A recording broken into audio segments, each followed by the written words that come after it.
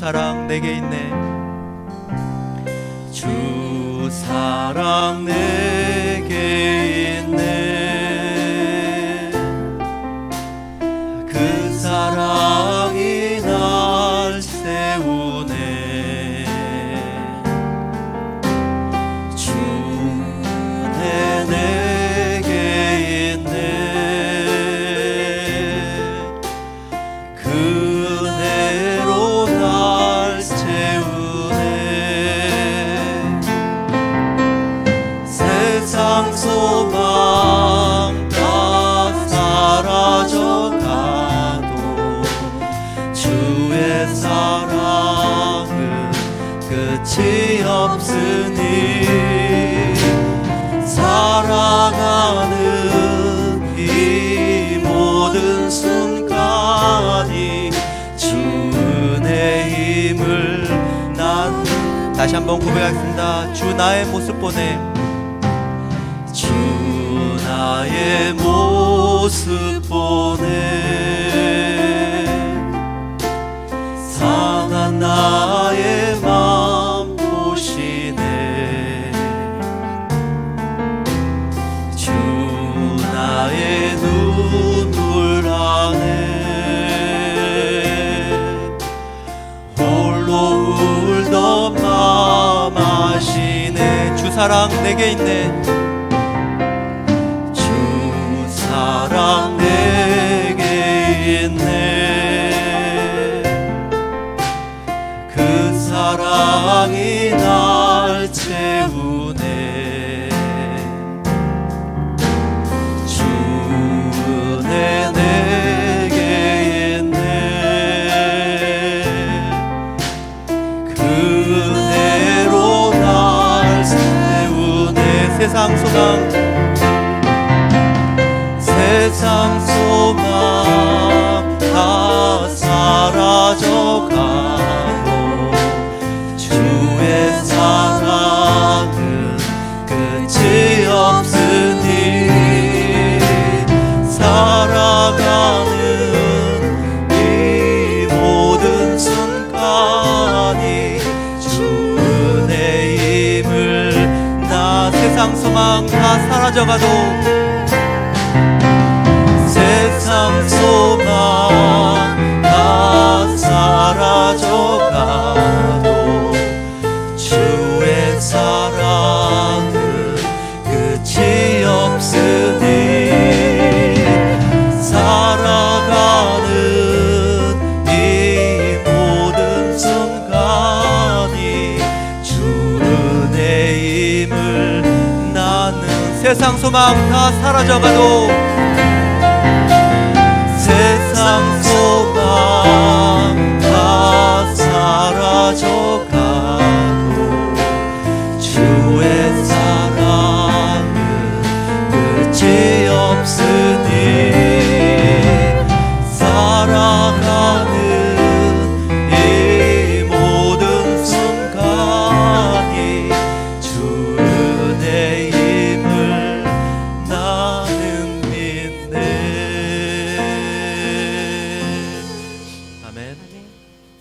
자, 다 같이 일어서서 찬양 부르시겠습니다.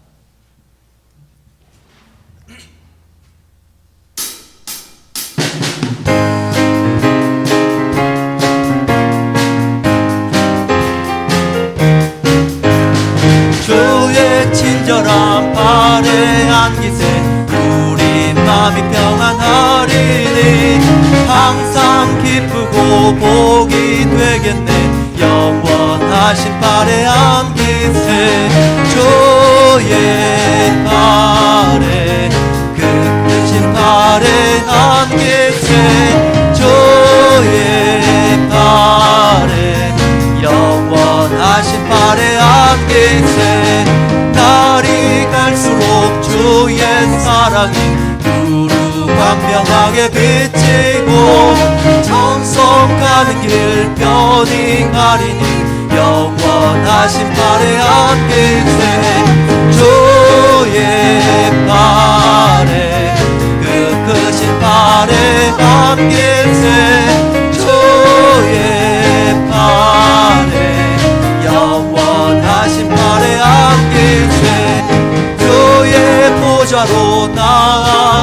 때에 기뻐 찬미 소리 외치고 겁과 두려움 없어지리니 영원하신 발에 안기세 주의 그 크신 발에 안기세 주의 발에 영원하신 발 주의 보좌로 나아갈 때 주의 보좌로 나아갈 때에 기뻐 찬미 소리 외치고 겁과 두려움 없어지리니 영원하신 발에 안기세 아멘 주의 발에 그 크신 발에 안기세 주의 발에 영원하신 발 주의 보혈 능력이 또다 능력이 또다 주의 피 믿어 주의 보혈 그 어린 양이 매우 귀중한 피 죄에서 자유를 얻게 하는 보혈의 능력 주의 보혈 시험을 이기고 승리되니 참 놀라운 능력이로다 주의 보혈 능력이 또다 주의 피 믿어 주의 보혈 그 어린 양의 매우 귀중한 피로다 육체의 정욕을 이길 힘은 보혈의 능력 주의 보혈 정결한 마음을 얻게 하니 참 놀라운 능력이로다 주의 보혈 능력이 또다 주의 피 믿어 주의 보혈 그 어린 양이 매우 귀중한 피로다 눈보다 더 크게 밝히는 것 보혈의 능력 주의 보혈 부정한 모든 것 밝히시니 참 놀라운 능력이로다 주의 보혈 능력이 또다 주의 피 믿어 주의 보혈 그 어린 양이 매우 귀중한 피로다 구주의 복음을 전할 제목 보혈의 능력 주의 보혈 날마다 나에게 찬송 주니 참 놀라운 능력이로다 주의 보혈 능력이 또다 주의 피 믿어 주의 보혈 그 어린 양이 매우 귀중한 피로 주의 보혈 능력이 또다 능력이 또다 주의 피 믿어 주의 보혈 그 어린 양이 매우 귀중한 피로다 주의 보혈 능력이 또다 주의 피 믿어 주의 보혈 그 어린 양의 매우 귀중한 피로다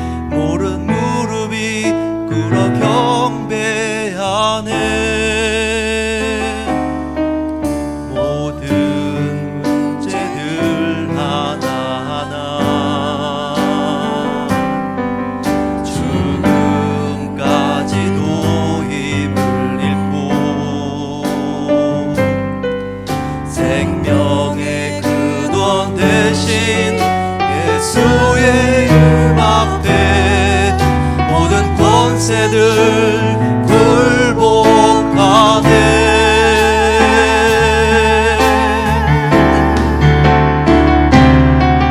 예수 이름 높이세 능력의 그 이름 예수 이름 높이세 구원의 그 이름 예수 이름을 부르는 자 예수 이름을 믿는 자 예수 이름 앞에 나오는 자 복이 있도다.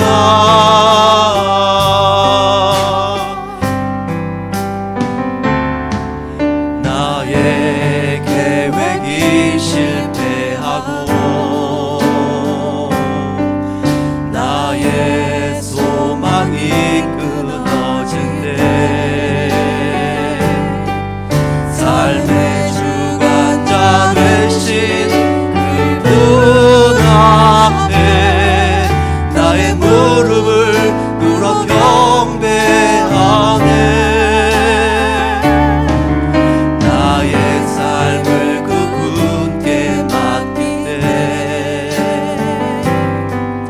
비로소 나의 마음 평안해. 구원의 반석 되신 예수의 이름을 소리 높여 찬송하네.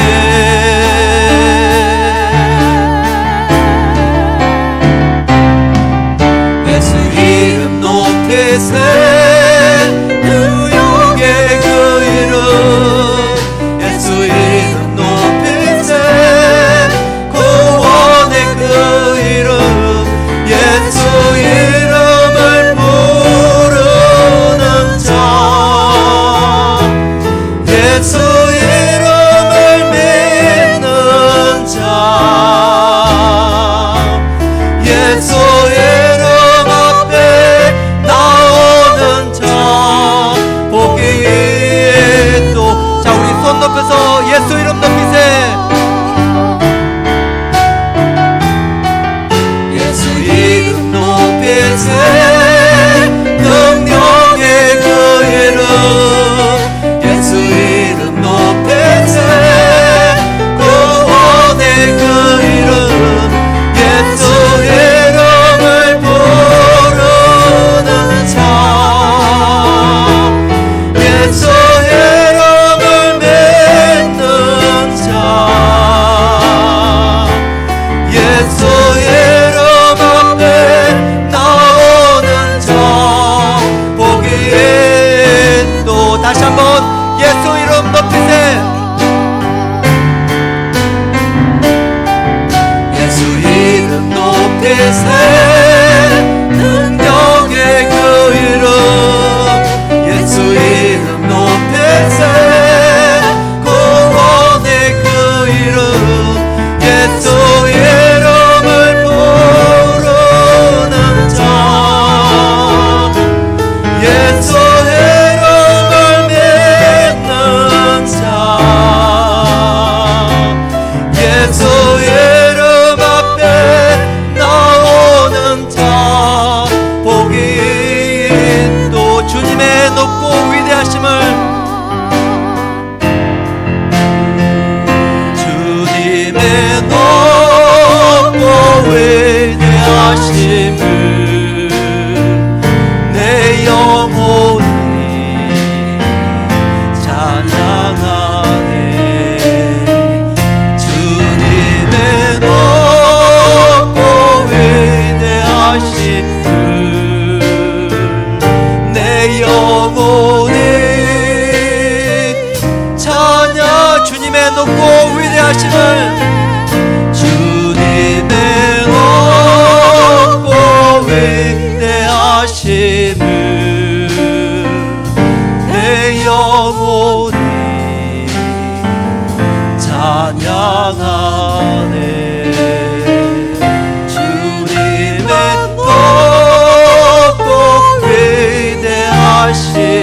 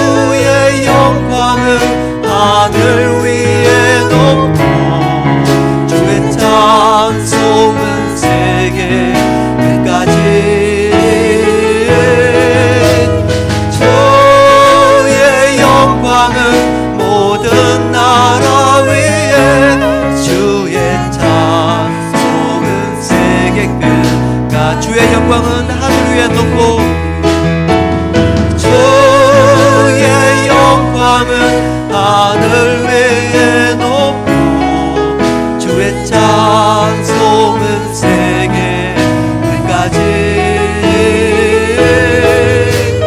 주의 영광은 모든 나라 위에 주의 찬송은 세계 끝까지.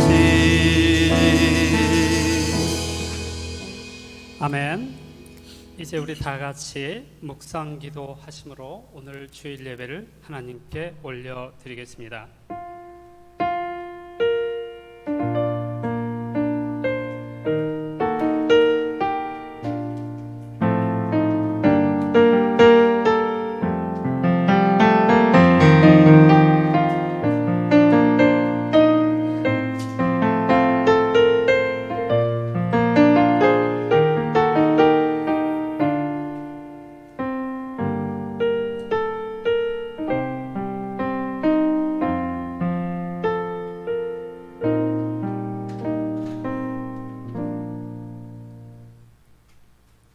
전능하사 천지를 만드신 하나님 아버지를 내가 믿사오며 그 외아들 우리 주 예수 그리스도를 믿사오니 이는 성령으로 잉태하사 동정녀 마리아에게 나시고 본디오 빌라도에게 고난을 받아 십자가에 못 박혀 죽으시고 장사한 지 사흘 만에 죽은 자 가운데서 다시 살아나시며 하늘에 오르사 전능하신 하나님 우편에 앉아 계시다가 저리로서 산자와 죽은 자를 심판하러 오시리라.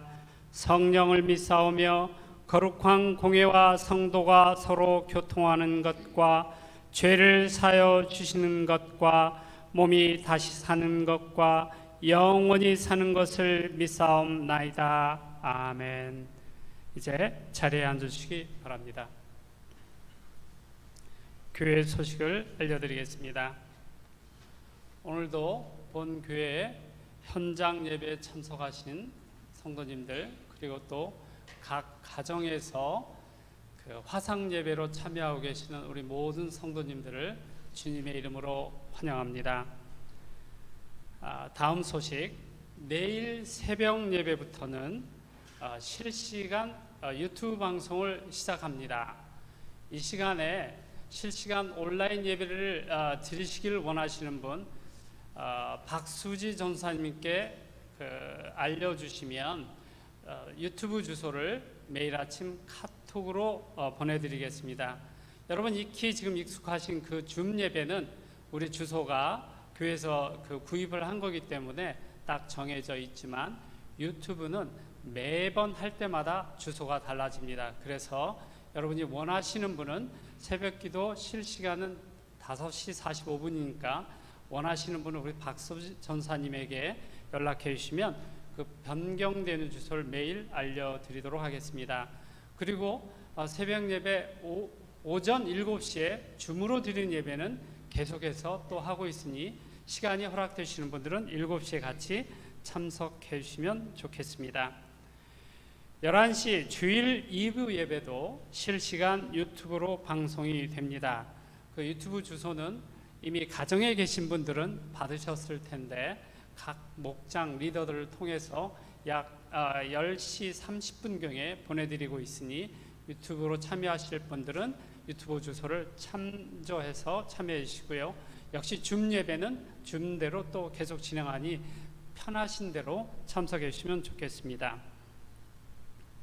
이 화상 예배에 대해서 좀 한 가지 제가 첨언해서 부탁드리고 싶은 말씀이 있습니다.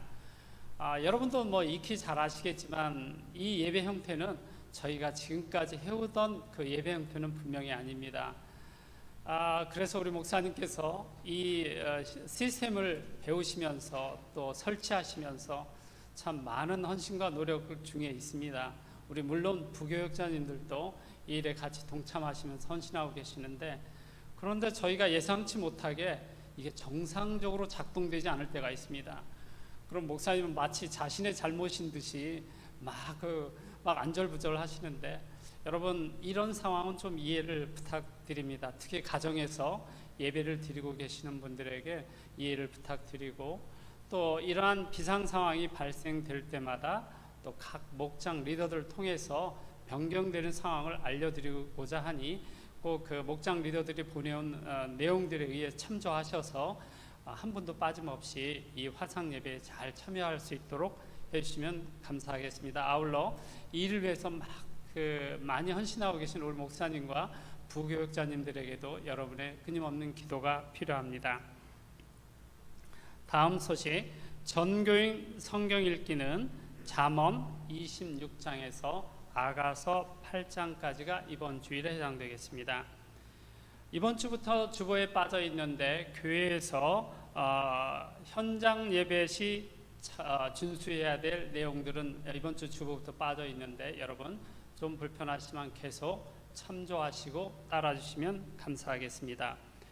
교우들 소식, 오린다 권사님께서 혈관 관련 시술 후에 회복 중에 계십니다.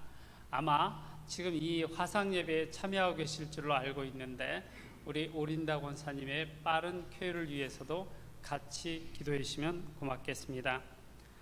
예배 안내, 이미 말씀드린 내용이니까 주보에 참조해 주시면 감사하겠습니다. 이제 다른 광고 없으시면 우리를 대신해서 신동근 장로님께서 기도해 주시겠습니다.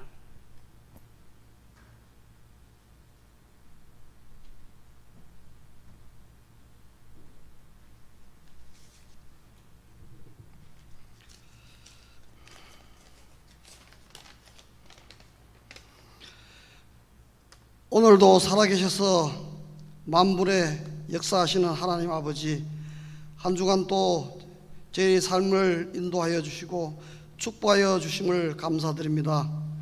오늘 주님의 날 온라인 예배와 또 아버지의 집에서 예배드리게 하심을 감사드립니다. 저희의 찬양과 감사의 마음을 연락하여 주시고 주님만 영광받는 귀한 예배가 되기를 소원합니다. 혹여 세상을 살면서 주님의 영광을 가리지는 않았는지 이 시간에 저희들 모두 나 자신을 돌아보게 하시고 회개하는 귀한 시간이 되게 하여 주옵소서. 우리가 어느 곳에서 어떤 일을 하든지 먼저 우리가 믿는 자임을 생각하게 하시고 우리가 행하는 모든 일이 아버지의 영광을 위하여 하시고 주님의 선하신 계획에 순종하는 역사가 일어나게 하여 주시옵소서. 주님만 찬양할 수 있는 심령들이 될 수 있게 도와주시옵소서. 이 어려운 시기에 우리 믿는 자들과 교회가 감당해야 할 사명들을 잘 감당할 수 있게 저희 모두에게 지혜와 담대함을 허락하여 주옵소서. 아픔을 겪는 자와 함께 아파할 수 있고 슬픔을 겪는 자와 함께 슬픔을 나눌 수 있는 선한 이웃으로 저들의 상처난 심령을 치료하는 귀한 교회와 저희들이 되게 하여 주옵소서. 우리 참교회가 주님의 사랑을 늘 체험하고 또 실천하는 귀한 지체들이 될 수 있게 저희 한 사람 한 사람을 만져 주옵시고 주님의 계획대로 쓰임받는 주님 마음에 합한 교회가 되게 하여 주시옵소서. 참교회 목자로서 세워주신 문덕현 목사님을 주님의 강한 오른팔로 붙들어 주시고 늘 성령 충만하게 도와주시며 입술로 통하여서 말씀을 전할 때 주님의 능력과 성령의 역사가 일어나 듣는 저희들이 마음과 영과 혼을 쪼개 성령의 불이 임할 수 있는 귀한 예배의 시간이 되게 하여 주옵소서. 주님 홀로 영광 받으시고 마치는 시간까지 함께하여 주옵소서. 이 모든 말씀 우리 주 구원 예수 그리스도의 이름으로 기도드리옵나이다. 아멘.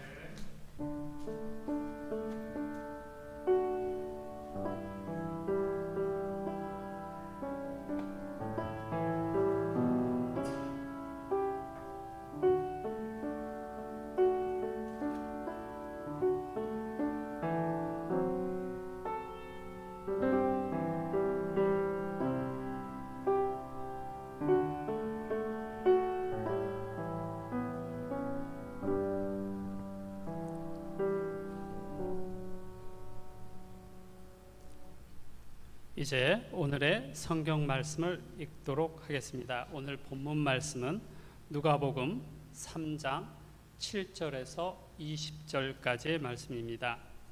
누가복음 3장 7절에서 20절까지의 말씀을 제가 읽도록 하겠습니다. 요한이 세례받으러 나오는 무리에게 이르되 독사의 자식들아 누가 너희에게 일러 장차 올 진노를 피하라 하더냐. 그러므로 회개에 합당한 열매를 맺고 속으로 아브라함이 우리 조상이라 말하지 말라. 내가 너희에게 이르노니 하나님이 능히 이 돌들로도 아브라함의 자손이 되게 하시리라. 이미 도끼가 나무 뿌리에 놓였으니 좋은 열매 맺지 아니하는 나무마다 찍혀 불에 던져지리라. 무리가 물어 이르되 그러면 우리가 무엇을 하리이까?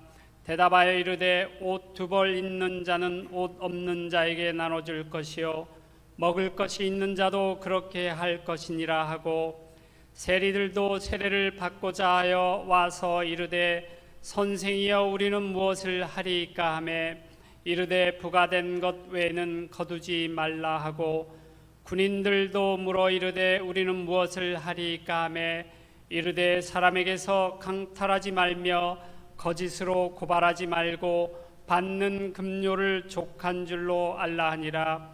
백성들이 바라고 기다림으로 모든 사람들이 요한을 혹 그리스도신가 심중에 생각하니, 요한이 모든 사람에게 대답하여 이르되 나는 물로 너희에게 세례를 베풀거니와 나보다 능력이 많으신 이가 오시나니 나는 그의 신발끈을 풀기도 감당하지 못하겠노라. 그는 성령과 불로 너희에게 세례를 베푸실 것이요 손에 키를 들고 자기의 타작마당을 정하게 하사 알곡은 모아 곡간에 들이고 쭉정이는 꺼지지 않는 불에 태우시리라.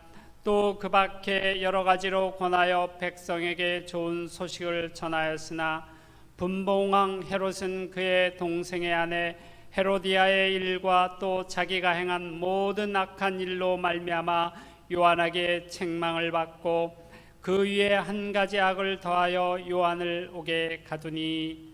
아멘. 이제 저희가 봉헌하는 시간인데 봉헌 헌금은 이따 목사님께서 위에서 기도해 주시고요.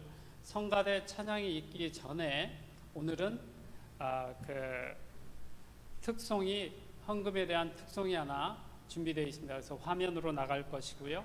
그 후에 우리 지휘자님께서 성가대 특송을 해주시면 고맙겠습니다.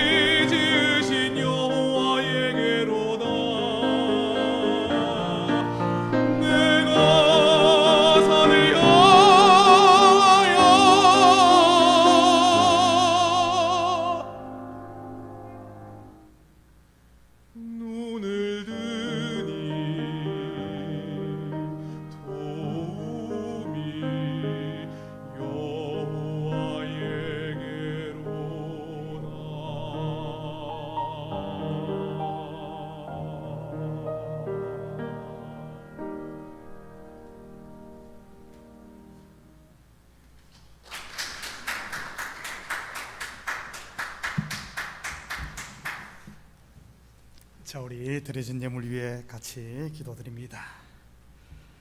사랑의 아버지 하나님, 참으로 감사드립니다. 지난 한 주간도 저희들에게 일할 수 있는 터전을 허락하심을 참으로 감사드립니다. 우리가 수고하고 땀 흘리게 하시고 그 열매를 거두게 하신 하나님, 이 시간 우리의 마음을 담고 우리의 정성을 담고 기쁨으로 주님 앞에 예물을 올려드립니다. 11조로 드립니다. 감사 예물로 드립니다. 주일 예물로 드립니다. 선교 예물로 드립니다. 이 예물 하늘 곳간에 온전히 쌓이게 하시고 하나님의 마음을 흡족하게 하는 예물 되게 축복하여 주시옵소서. 아직까지 사업의 문이, 직장의 문이 열리지 않아 아버지 하나님 일할 수 없는 상황 가운데 있는 성도들도 있사오나 우리 주께서 속히 이 어려움의 때가 지나고 사업의 문이 열리고 직장의 문이 열리고 가정의 문이 열리고 이 교회의 문이 활짝 열려져 소통되어지는 역사가 일어나게 도와주시옵소서.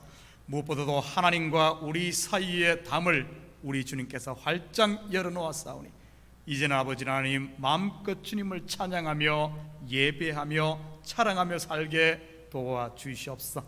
특별히 아버지 하나님, 우리 성도들 사업처마다 복되게 하여 주셔서 혹시 잠시 잠깐의 어려움으로 무너진 곳 있다 할지라도 아버지 하나님, 주께서 은혜 위에 은혜를 더하사 예루살렘 성벽을 다시 중건한 것처럼 다시 세워나갈 수 있도록 주여 축복하시고 이전보다 갑절의 복이 임하는 저들의 삶의 현장들 될 수 있도록 도와주시옵소서. 공부하는 자녀들에게는 지혜와 명철을 크게 더하사 아버지 하나님, 저들 속에 있는 꿈들을 마음껏 펼칠 수 있는 여호수아와 같은 담력을 허락하여 주시옵소서. 특별히 이 예물이 쓰이는 곳마다 주의 영광 드러나게 하시고 영혼 구령사역과 선교사역과 구제사역에 온전히 쓰일 줄 믿사오며 이 모든 말씀 예수님의 이름으로 기도드립니다. 아멘. 자, 우리 앞뒤 돌아보면서 말은 하지 말고 우리 눈으로 한번 인사들을 합니다. 반갑습니다.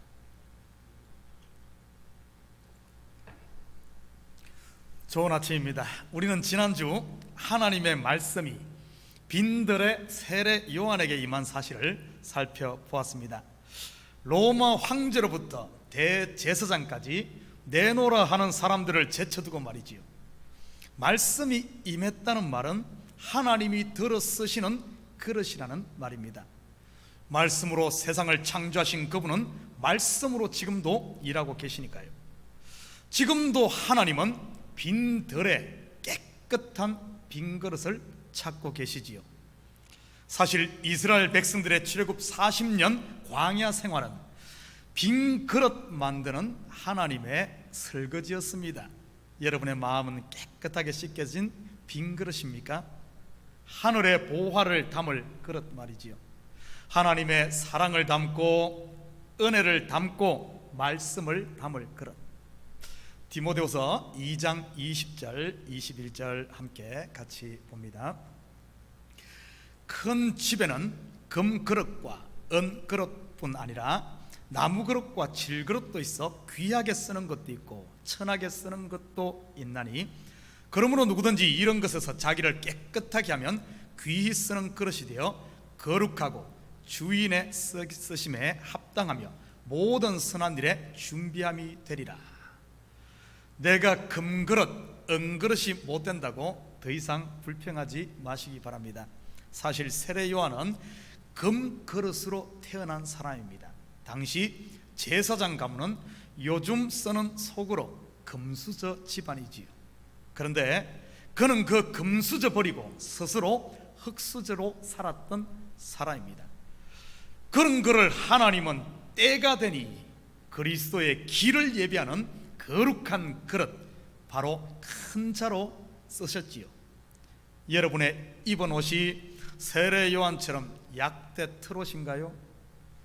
여러분의 신이 세례 요한이 신은 신처럼 샌달인가요?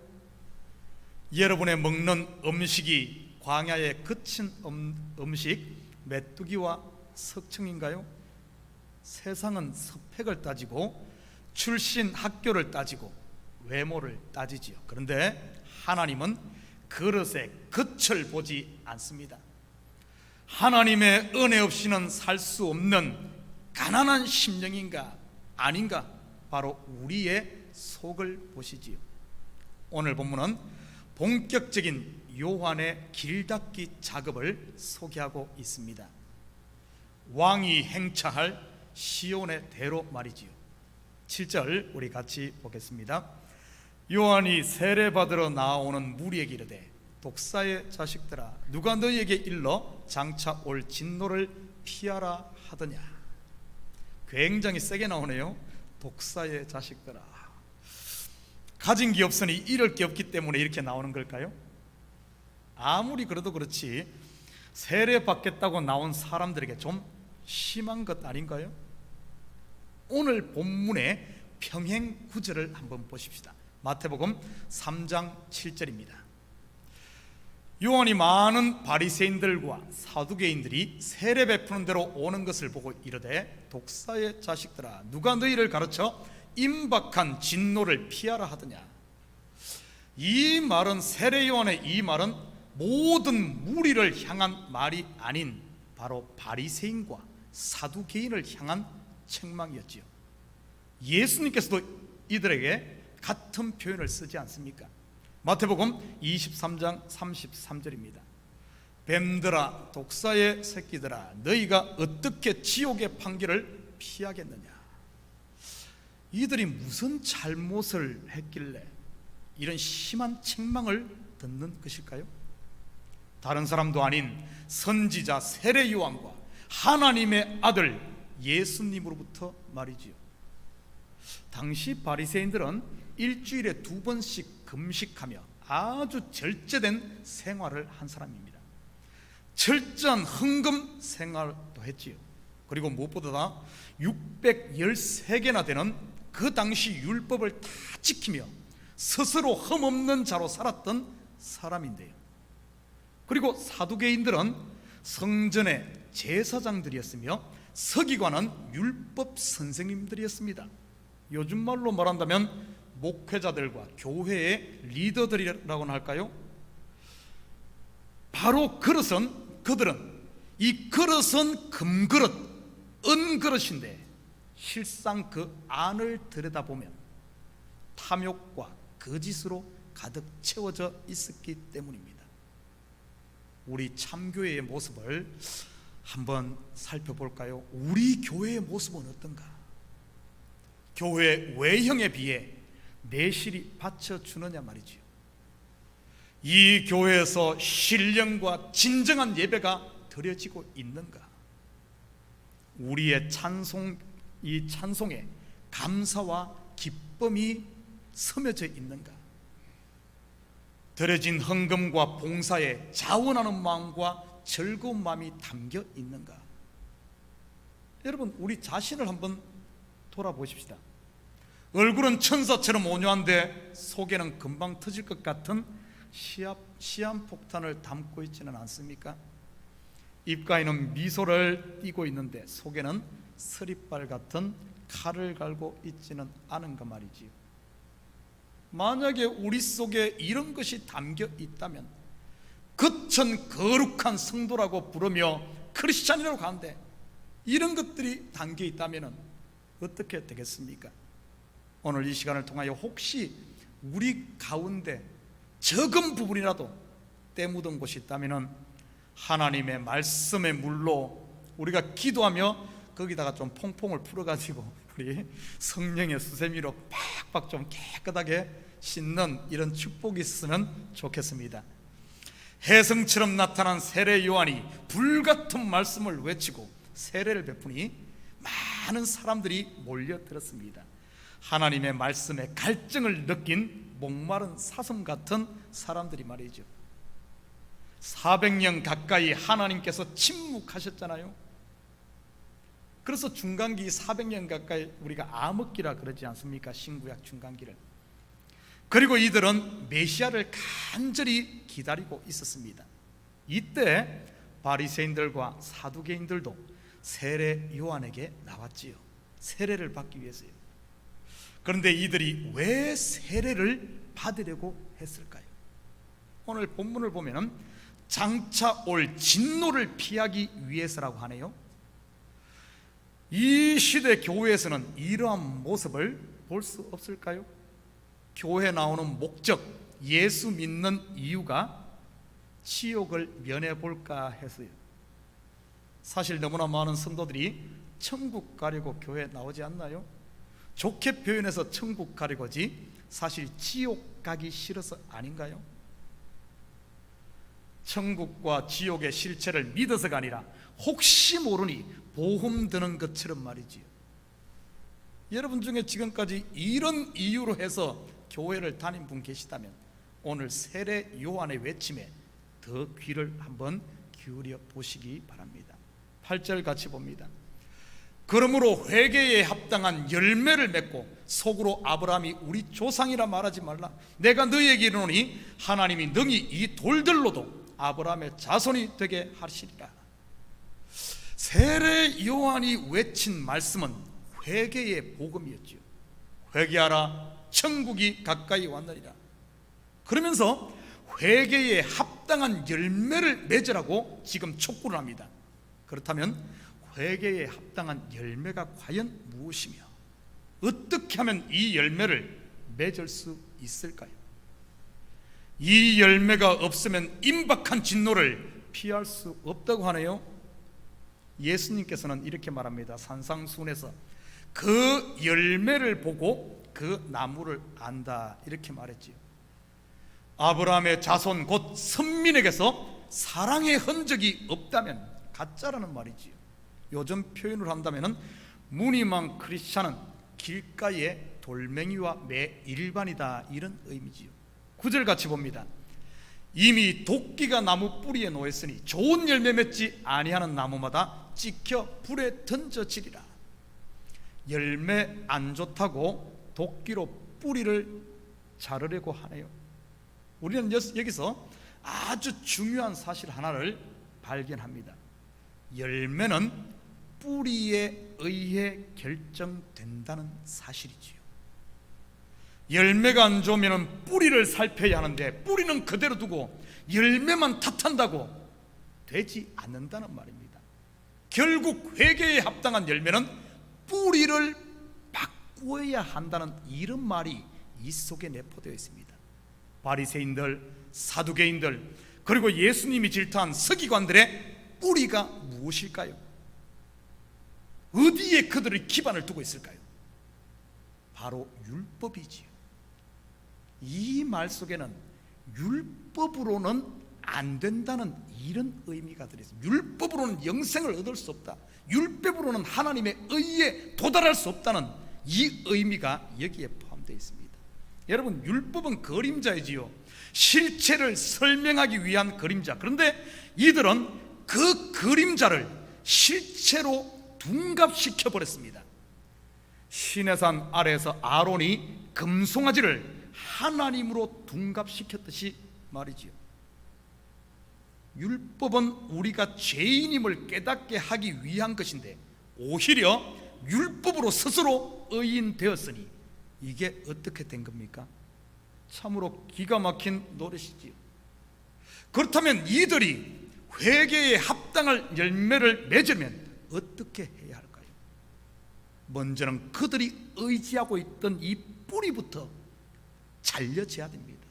그리고는 새로운 뿌리에 접붙임 받는 길이 회개에 합당한 열매를 맺는 길입니다. 그 잘려지지 않고 거기서 아무리 노력한다고 해도 뿌리 자체가 잘못됐는데 거기서는 맺을 수 없는데 그게 되겠습니까? 율법에 대해 죽고 은혜를 의지해야지요. 모세는 죽고 여호수아로 다시 살아야지요. 여호수아, 예수로 다시 살아야지요. 결국 이들에게 있어 회개에 합당한 열매는 자기를 부인하고 예수 그리스도를 영접하는 길이 합당한 열매를 맺는 것. 그런데 이들은 세례 요한이 외친 이 회개의 복음을 진지하게 듣지 않았던 것 같습니다. 예수님의 공생애를 보면 알 수 있지요. 이들이 예수께 돌아온 것이 아니라 오히려 그를 죽이려고 했으니 말이지요. 그러니 예수님으로부터도 똑같은 독사의 son of viper, 독사의 자식들아, 이런 말을 들은 것 아니겠습니까? 10절 같이 봅니다. 무리가 물어 이르되 그러면 우리가 무엇을 하리까? 오늘 본문에 보면은 세 종류의 사람들이 세례 요한에게 물었습니다. 부자들, 세리들, 그리고 군인들. 이들은 바리새인, 사두개인, 서기관 다음 서열의 기득권자들이었습니다. 11절 같이 봅니다. 대답하여 이르되 옷 두 벌 있는 자는 옷 없는 자에게 나눠줄 것이요 먹을 것이 있는 자도 그렇게 할 것이니라 하고, 또 이것을 그냥 고지곧대로 보고 뭐 옷 두 벌 있는 것이 뭐가 부자라고 이러지 마십시오. 여러분, 부자가 의지하는 것이 무엇이겠습니까? 돈이지요. 그 돈 나누어 주라는 말입니다. 이는 곧 그들의 의지 대상을 지금까지 의지하고 있던 그것을 버리라는 말이죠. 바꾸라는 말입니다. 이것 바꾸지 않고서는 되지 않는 것이죠. 12절입니다. 세리들도 세례를 받고자 해 와서 이르되 선생이여 우리는 무엇을 하리까 하며 이르되 부과된 것 외에는 거두지 말라 하고, 이 또한 세리들이 의지하던 그것을 포기하라는 말이지요. 세리들은 로마 당국에 바쳐야 할 세금 액수가 정해져 있었습니다. 그런데 당시 세리들은 정해진 액수 외에 더 많은 세금을 거두어 자기들의 호주머니를 채웠습니다. 물론 로마 당국에서 이러한 사실을 알았지만 묵인했지요. 로마가 원하는 것은 자기들의 목만 챙기면 되었으니까요. 14절입니다. 군인들도 물어 이르되 우리는 무엇을 하리까 하며 이르되 사람들에게서 강탈하지 말며 거짓으로 고발하지 말고 받는 급료를 족한 줄로 알라 하니라. 군인들 또한 권력의 힘을 빌어 백성들로부터 착취를 일삼았지요. 이들이 세례 요한에게 물은 질문이 뭐였습니까? 우리가 무엇을 하리까? 예수님께서도 같은 질문을 가지고 예수님께 찾아온 사람이 있었습니다. 마가복음 10장 17절에서 22절입니다. 예수께서 길에 나가실새 한 사람이 달려와서 꿇어앉아 묻자오되 선한 선생님이여 내가 무엇을 하여야 영생을 얻으리까? 예수께서 이르시되 내가 어찌하여 나를 선하다 하느냐? 하나님 한 분 외에는 선한 이가 없느니라. 내가 계명을 안 하니 살인하지 말라, 간음하지 말라, 도둑질하지 말라, 거짓 증언하지 말라, 속여 빼앗지 말라, 내 부모를 공경하라 하였느니라. 그가 여짜오되 선생님이여 이것은 내가 어려서부터 지켰나이다. 예수께서 그를 보시고 사랑하사 이르시되 내게 아직도 한 가지 부족한 것이 있으니 가서 내게 있는 것을 다 팔아 가난한 자들에게 주라. 그리하면 하늘에서 보화가 내게 있으리라. 그리고 와서 나를 따르라 하시니 그 사람은 재물이 많은 고로 이 말씀으로 인하여 슬픈 기색을 띠고 근심하며 가니라. 내가 무엇을 하여야 영생을 얻겠습니까? 아니면 복을 받겠습니까? 율법 지키세요. 율법 다 지켰는데요. 그래요, 잘했습니다. 그럼 당신이 쌓았던 모든 것이 부질없는 쓰레기임을 알겠네요. 쓰레기를 갖다 버리세요. 이런 대화입니다. 무슨 뜻일까요? 결국 율법 다 지켰다면 당신이 쌓은 모든 것이 쓰레기라는 것을 발견한다는 뜻입니다. 우리가 율법을 다 지키면 나는 죄인이구나, 나에게는 소망이 없구나, 나는 먼지구나 하는 자기의 실체를 깨닫는다, 이 말이지요. 여러분, 쓰레기는 어떻게 해야 할까요? 갖다 버려야죠. 그래야만 새 것을 들여올 수 있기 때문입니다. 그런데 그 청년은 쓰레기를 버리지 못했네요. 그 말은 다른 말로 하면 율법을 안 지켰다는 말이지요. 영생은 내가 무엇을 쌓아서 도달하는 게 아닙니다. 마치 모래 위에다 짓는 집과 같지요. 아무리 아름답고 화려하고 웅장하게 지으면 못하겠습니까? 한 번의 창수에 흔적도 없이 사라져 버릴 건데 어떻게 해야 할까요? 모래가 아닌 새로운 기초 반석에 지어야지요. 그렇다면 회개에 합당한 열매는 무엇일까요? 여러분, 이거 중요한 말입니다. 도둑질 하던 사람이 도둑질 안 하는 게 회개에 합당한 열매일까요? 나쁜 짓 하던 사람이 조금 더 착하게 사는 게 회개에 합당한 열매일까요? 이 시대 대부분 그렇게 생각합니다. 그러다 보니 좀 의지가 강하고 결단력이 있어 술도 끊고 담배도 끊고 도둑질도 안 하면 인류신자, 그러지 못하면 삼류신자로 등수를 매기는 꼴이 아닙니까? 과연 이것이 맞는 것일까요? 아닙니다. 진정한 회개에 합당한 열매는 바로 내 자신이 나띵임을 고백하는 것이지요. 나는 없음입니다. 나는 먼지입니다. 나는 아담입니다. 나는 거지입니다. 한번 생각해 보십시오. 율법으로 밥 먹고 살고 권위를 유지하고 그것을 힘입어 자랑하던 바리새인들, 서기관들, 제사장들이었지요. 율법으로 쌓은 그들의 의 버리면 남는 게 뭐가 있을까요? nothing이지요. 두 벌 옷 있는 사람이 한 벌 줘버리면 아무것도 없는 nothing이지요. 정한 세금만 거두면 세리들에게는 남는 것이 아무것도 없는 nothing이지요. 예수님을 찾아온 부자 청년에게 율법을 다 지켰다고 자부하는 그것, 너 그거 쓰레기야, 갖다 버려. 그러면 그에게 남는 것은 nothing이지요. 내가 nothing임을 고백하라는 말입니다. 고백하라는 거예요. 그것이 바로 회개의 합당한 열매입니다. 이런 사람은 어떻게 될까요? 미국 이민자 중에는 청운의 아메리칸 드림을 품고 오신 분들이 많지요.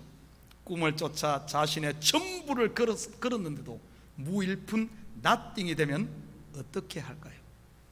미련 없이 후회 없이 손 틀고 떠나지 않겠습니까? 모압으로 이주했던 나오미가 그랬고 애굽에 내려갔던 이스라엘이 그랬지요. 이스라엘 백성들이 요셉이 총리로 있을 때처럼 성성장구했으면 그들이 400년 후에 애굽을 떠났겠습니까? 무일푼 없는 노예로 전락되니 자기들이 노예임을 알고 nothing임을 아니까 미련 없이 떠나 약속의 땅에 이르지 않습니까? 그러면 어디로 떠났겠습니까? 약속이 있는 곳 아니겠어요?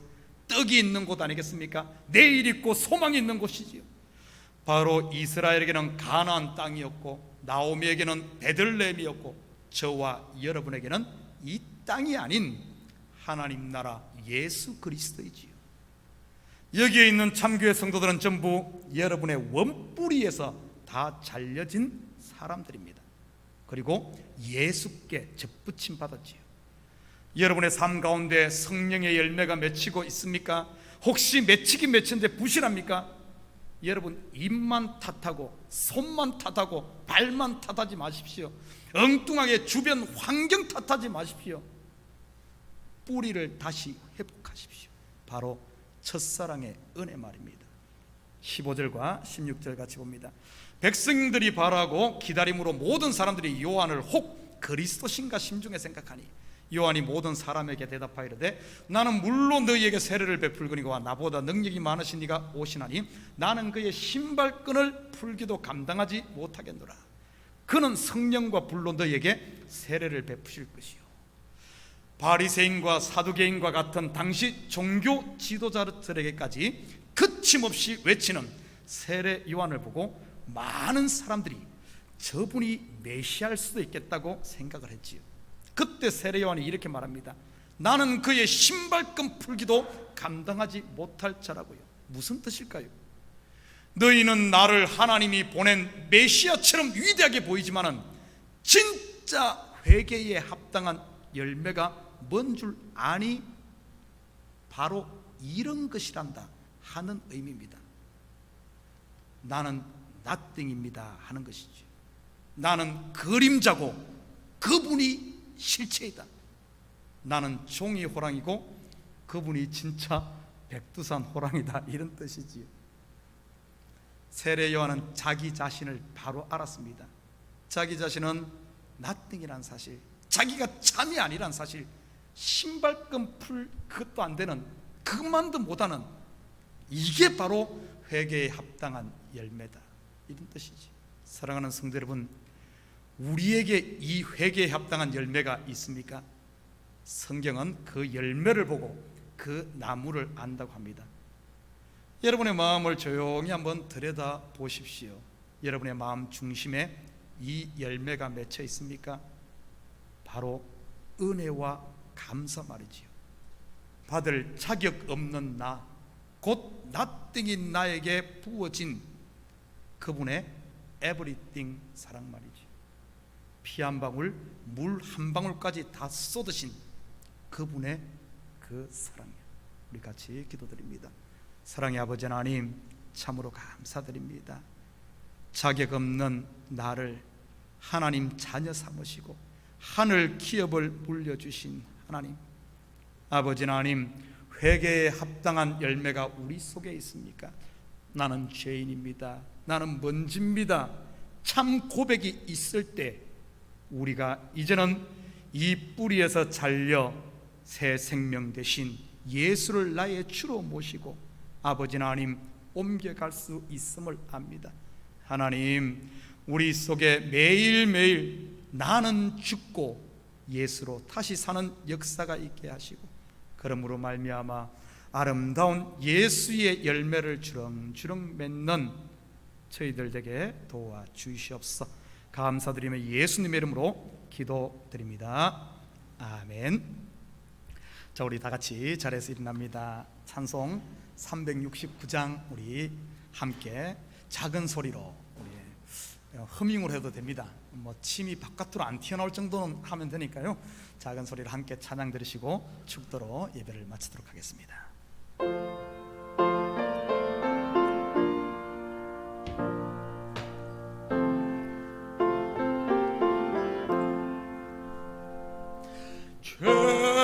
죄짐 맡은 우리 그지 어찌 좋은 친군지 걱정 근심 무거운지 우리 주께 맡기세. 주께 고함 없는 고로 복을 받지 못하네. 사람들이 어찌하여 아랠 줄을 모를까. 시험 걱정 모든 괴로움 없는 사람 늙은가. 부질없이 낙심 말고 기도드려 아뢰세. 이런 진실하신 친구 찾아볼 수 있을까. 우리 약함하시오니 어찌 아니 아랠까.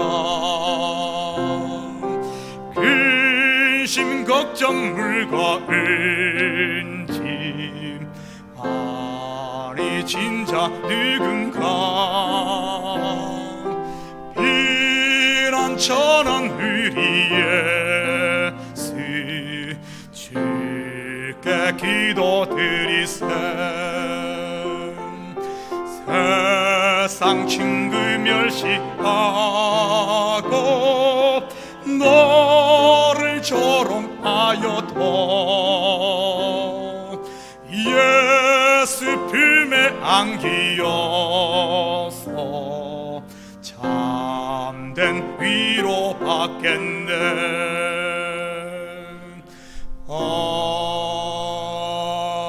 아멘.